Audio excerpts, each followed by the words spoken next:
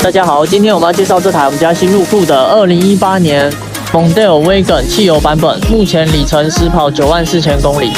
非常帅气的旅行车，全车改装破100万。我们看一下它的配备，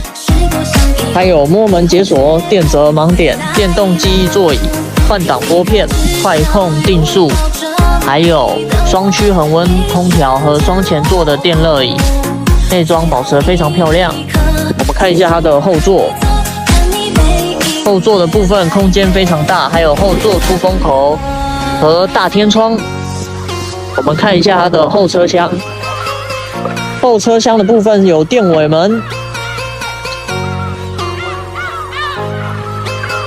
后车厢的空间也非常大，还有载了非常多它改下来的原厂品。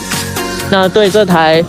改装破100万的Mondeo Wagon 有兴趣的朋友，可以加我的 LINE 预约赏车哦。谢谢各位，拜拜。